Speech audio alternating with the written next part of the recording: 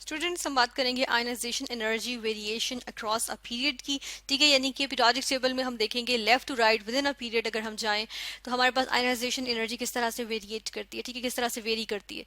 तो यहाँ पर हम देखें तो ये एक हमने खाका सा बना लिया है पीरियोडिक टेबल का, और इसके अंदर हम देख रहे हैं कि लेफ्ट से राइट की तरफ जा रहे हैं, यानी कि ये लेफ्ट साइड से हम कहाँ जा रहे हैं, राइट साइड पे जा रहे हैं। तो हमारे पास हम कहते हैं कि हमारे पास आयनाइजेशन एनर्जी एक्चुअली इंक्रीज करती है। ठीक है, अब आयनाइजेशन एनर्जी बेसिकली क्या है कि वो एनर्जी होती है जो कि किसी एटम के आउटर मोस्ट शेल से इलेक्ट्रॉन रिमूव करने के लिए जो एनर्जी दरकार होती है उसको हम आयनाइजेशन एनर्जी कहते हैं। ठीक है ना। तो यहाँ पर हम देख लेते हैं कि जिस तरह से यहाँ पर अगर पीरियड्स को हम मेंशन करें तो फर्स्ट पीरियड आ गया, देन सेकंड आ गया, देन थर्ड आ गया। ठीक है, इस तरह से। तो इसमें क्या फैक्टर्स हो सकते हैं जिसकी वजह से इंक्रीज करती है लेफ्ट टू राइट जाते हुए, तो यहाँ पर हम ये फैक्टर्स देख लेते हैं। ठीक है, इसके लिए ऐसा करते हैं कि इस डायग्राम को थोड़ा सा हम अपने राइट साइड पे कर लेंगे। ठीक है, ताकि हम लेफ्ट साइड पे इसके बारे में हम इसके फैक्टर्स थोड़े से इसके मेंशन कर सकें।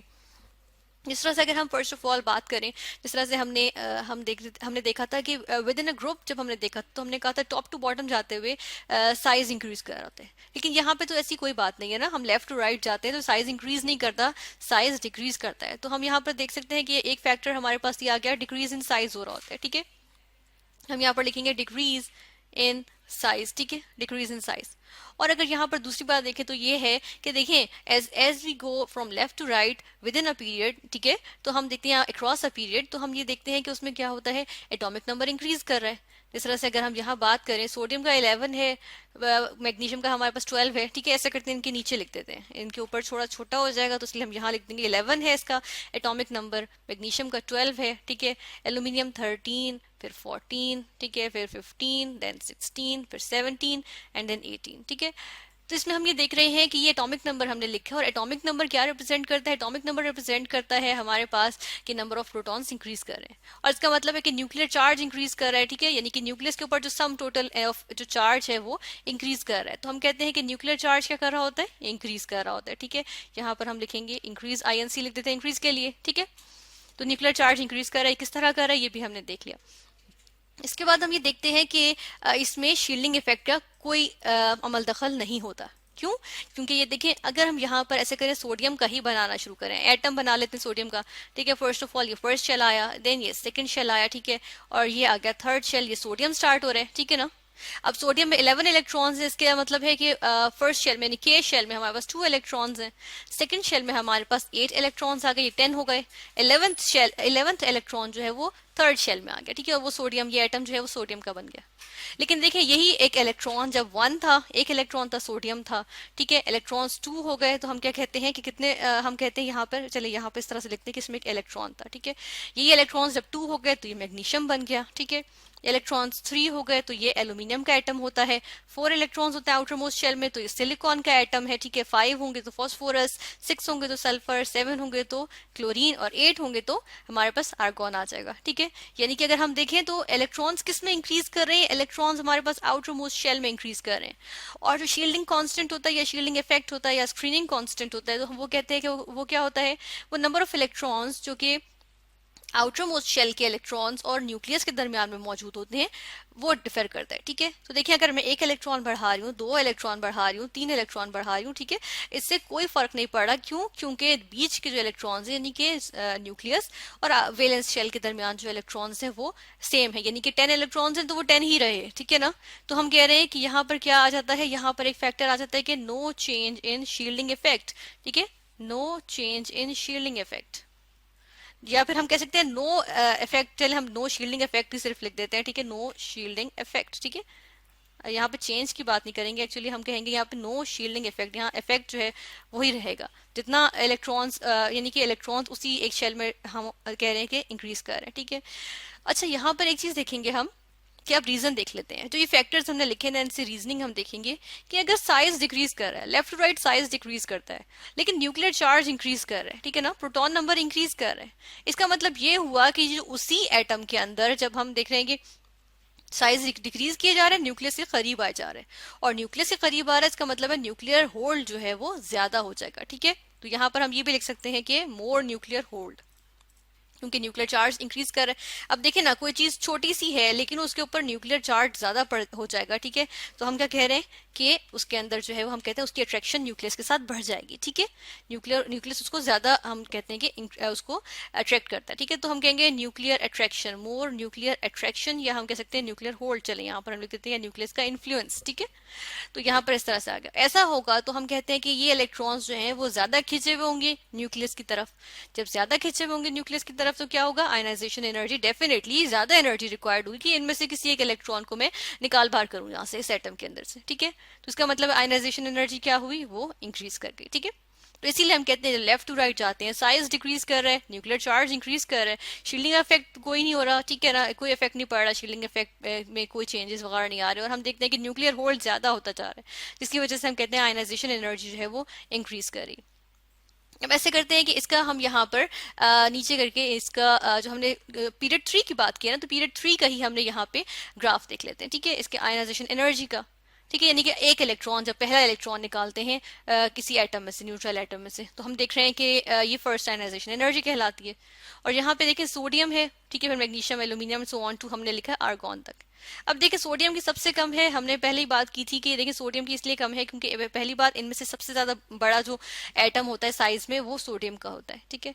और दूसरी बात ये कि इसके आउटर मोस्ट शेल में एक इलेक्ट्रॉन होता है, ये कहता है मैं अपना ऑक्टेट कंप्लीट करने के लिए why not just give it away, ठीक है, यानी कि इस इलेक्ट्रॉन को मैं निकाल बाहर क्यों ना करूं, ठीक है। तो वो आराम से उसको निकाल देता है, ठीक है ना। तो इसलिए हम कहते हैं सोडियम की सबसे कम है। उसके बाद ऊपर जाते हैं तो ऊपर इंक्रीज कर, देखिए इंक्रीज करनी चाहिए ना, तो मैग्नीशियम की इंक्रीज कर गई। क्योंकि होता क्या है इसके हम देखते हैं कि जी दूसरे शेल में हमारे पास 2 इलेक्ट्रॉन्स आ जाते हैं, इसलिए हम कहते हैं कि मैग्नीशियम जो है वो साइज भी डिक्रीज कर गया, ठीक है, और क्या है न्यूक्लियर चार्ज भी इंक्रीज कर गया, तो इसकी वजह से इसमें से निकालना जो है वो थोड़ा मुश्किल होता है। इसलिए हम कहते हैं कि इसकी आयनाइजेशन एनर्जी इलेक्ट्रॉन निकालने के लिए एनर्जी ज्यादा हो गई, ज्यादा दरकार होगी। अच्छा, एल्यूमिनियम के केस में हम देखेंगे कि वो थोड़ा सा डिक्रीज कर रहा है। ये क्यों होता है ये भी हम देख लेते हैं कि देखिए अगर एल्यूमिनियम की मैं यहाँ पर ऐसे करती हूँ कि इलेक्ट्रॉनिक कन्फिगरेशन लिखूं तो वो किस तरह से होगी, 1s2, ठीक है, then 2s2, then 2p6 and then 3s2 and then 3p1। अब देखिए पी सब शेल में जस्ट एक इलेक्ट्रॉन है, तो ये सोचेगा चलो मैं इसको दे देता हूँ, ठीक है ना, आराम से ये इस वाले को रिमूव कर सकता है, इसको एनर्जी इतनी ज्यादा नहीं लगानी पड़ेगी इसको रिमूव करने के लिए, क्योंकि पी सब शेल में एक ही इलेक्ट्रॉन है, ठीक है ना। तो इस वजह से क्या होता है, हम कहते हैं कि एल्यूमिनियम की हम कहते हैं कि डिक्रीज कर गई है, ठीक है, आयनाइजेशन एनर्जी मैग्नीशियम के मुकाबले में। उसके बाद हम देखते हैं सिलिकॉन आता है, तो हम देख रहे हैं कि जी साइज डिक्रीज करता जा रहा है, तो हमारे पास इंक्रीज होती जा रही है क्या चीज, आयनाइजेशन एनर्जी, यानी कि वो एनर्जी जो कि दरकार है। हम देखते हैं कि पहला इलेक्ट्रॉन किसी न्यूट्रल एटम में से निकालने के लिए वो ज्यादा ज्यादा चाहिए होती जा रही है, ठीक है। देन हम आ जाते हैं सल्फर पे, तो हम देख रहे हैं कि फॉस्फोरस और सल्फर में अगर देखें तो सल्फर में थोड़ी सी हम देखते हैं आयनाइजेशन एनर्जी थोड़ी सी कम है। इसकी रीजन क्या होती है, इसके लिए ऐसा करते हैं कि हम यहाँ से एल्यूमिनियम को मिटा देते हैं, ठीक है, यहाँ से हम एल्यूमिनियम मिटाते हैं और इसकी जगह हम लिख देते हैं सल्फर, ठीक है। और सल्फर में देखिए, सल्फर में हमारे पास यहाँ पर क्या होता है, 16 इलेक्ट्रॉन्स एक्चुअली होते हैं इसके अंदर टोटल, तो 1 2 3 4 देन 6 10 हो गए, 11 12। अब यहाँ पे कितने आने चाहिए, 4 आने चाहिए ताकि ये 16 पूरे हो जाए, तो ये 4 हो गया, ठीक है, 3p4।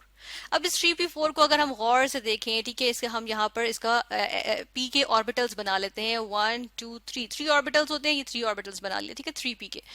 अब ये देखिए इसमें क्या होता है, इलेक्ट्रॉन्स इस तरह से इसमें अरेंज होते हैं कि फर्स्ट वन इसमें आता है, सेकंड वन इसमें आता है, थर्ड वन इसमें आता है, ठीक है, फोर्थ वन इसमें आ जाता है, ठीक है। अब देखिए होता यह है कि या तो इस पूरे को कंप्लीटली फिल होना चाहिए ताकि ये स्टेबल हो, या फिर इसको हाफ फिल्ड होना चाहिए ताकि स्टेबल हो। तो सल्फर अपना एक इलेक्ट्रॉन रिमूव कर सकता है, तो अगर रिमूव कर देगा तो देखें ये क्या हो जाएगा, हम देखते हैं कि ये हमारे पास जो है 3p पार्शली फिल्ड हो जाएगा, ठीक है, यानी हाफ फिल्ड है, और हाफ फिल्ड भी स्टेबल होता है, ठीक है ना। जिस तरह से कंप्लीटली फिल्ड भी स्टेबल होता है, इस तरह से अगर मैं पूरा इस तरह से इसको बना दूं तो ये भी स्टेबल होता है, और इससे थोड़ा सा कम स्टेबल जो है वो ये वाला पार्ट होता है, तो यानी पार्शियली फिल्ड या हाफ फिल्ड में जो है ये कंफर्टेबल फील करेगा, ठीक है। तो इस वजह से ये अपना एक इलेक्ट्रॉन को जो कि इसके पास यहाँ पे मौजूद था उसको इसने लूज कर दिया, ठीक है। तो इस वजह से हम कहते हैं कि इसको लूज करने में इसको इतनी मुश्किल पेश नहीं आएगी, इस वजह से हम कहते हैं सल्फर की थोड़ी सी जो है बिल्कुल मामूली से हम कहते हैं कि डिक्रीज कर जाती है, ठीक है। और उसके बाद हम वापस देख रहे हैं कि क्या हो रहा है, अक्रॉस द पीरियड हम देख रहे हैं सल्फर से आगे और ये इंक्रीज कर रही है। अच्छा, आर्गॉन की अगर हम बात करें, इसमें हम देख रहे हैं मैक्सिमम है, और वो किस वजह से है, क्योंकि आर्गॉन में हम देखते हैं कि आउटर मोस्ट शेल में हम कहते हैं कि कितने इलेक्ट्रॉन्स होते हैं, 8 इलेक्ट्रॉन्स होते हैं, और जब और हम देखते हैं जब किसी हम कहते हैं कि एटम की या एलिमेंट में आउटर मोस्ट शेल में 8 इलेक्ट्रॉन्स हो तो उसका क्या होता है, ऑक्टेट कंप्लीट होता है, उसको वो स्टेबल होता है। और जब स्टेबल होगा तो डेफिनेटली वो नहीं चाहेगा कि मैं अपना इलेक्ट्रॉन लूज करके बिला वजह अनस्टेबल हो जाऊं, ठीक है ना। इसलिए हम कहते हैं कि आर्गॉन जो है वो इसकी स्टेबिलिटी होती है और ये इसकी ionization energy across the period देखें तो थर्ड पीरियड में सबसे ज्यादा होती है। इस तरह से हमने पीरियड नंबर 3 की बात की।